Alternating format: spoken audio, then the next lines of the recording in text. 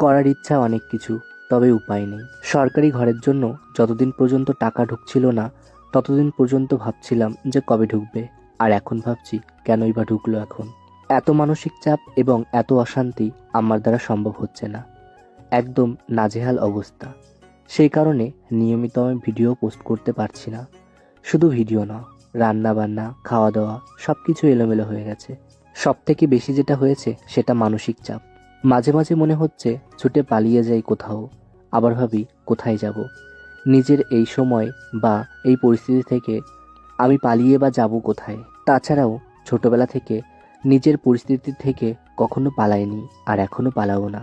প্রতিটা মানুষ তার জীবনে চায় নিজের ভিটেটুকু কামড়ে আঁকড়ে ধরে বেঁচে থাকতে, আর সেখানেই যদি ভেজাল থাকে তাহলে তার উপায় কি? তারপরে তো সবাই আবার পেয়ে বসে যে ছেলেটা ভদ্র আছে, বেশি কোনো তর্ক করতে পারবে না, বিতর্ক করতে পারবে না, তাকে যেমনভাবে বোঝাবো সে তেমনভাবে বুঝবে, সে অনুযায়ী কাজ করবে।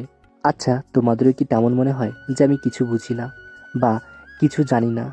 জানি কিছু কিছু সময় সবটা জেনেও না জানার মতো ভঙ্গিমা করতে হয়, তবে সেটা করতে করতে মানুষ যখন পেয়ে বসে, যখন ধৈর্যের সীমা বা বাঁধ ভেঙে যায়, তখন তার উপায় কি?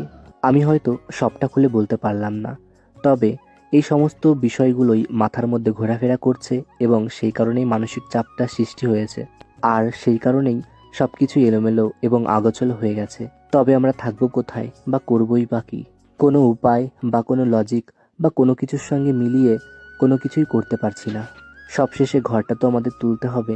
ইচ্ছা তো করে ঘরটা একদম শক্তপোক্ত করতে, তবে ঘর দিতে গেলে অনেক অর্থেরও প্রয়োজন। বেশি শক্তপোক্ত করতে গেলে বেশি টাকারও সব দরকার। মিলিয়ে একাকার। জানি না কবে সব কিছু ঠিক হয়ে যাবে, তবে মানসিক চাপ এবং এই অশান্তি থেকে যে কবে মুক্তি পাবো সেটাই আমি ভাবি। সকাল সকাল চলে গেছিলাম এক ছাত্রীর বাড়িতে। সেখানে তাদের কাজ শুরু হয়ে গেছে, সরকারি ঘরের কাজ। সেখান থেকে সেই মিস্ত্রির সঙ্গে কথা বললাম এবং বলার পর বলল, তোমার দুটো ঘরের জন্য প্রায় 2,50,000 টাকা দরকার। সবটা শুনে আমি বাড়িতে এসে রান্নাবান্না করতে শুরু করলাম।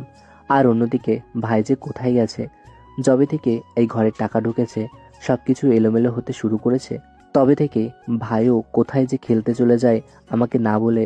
জানে দাদা মানসিক চাপে ভুগছে বা সব কিছু চিন্তা ভাবনা করছে, তবু ওর সেদিকে কোনো খেয়াল নেই।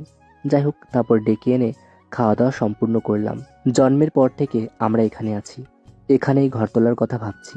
তবে নিম গাছের ডালগুলো অনেক বড় হয়েছে, ভাবলাম এই ডালটাই বোধহয় অসুবিধা হতে পারে, সেই কারণে কেটে ফেললাম। মিস্ত্রিকে আসতে বলেছিলাম, সেই মতো এসেছিল।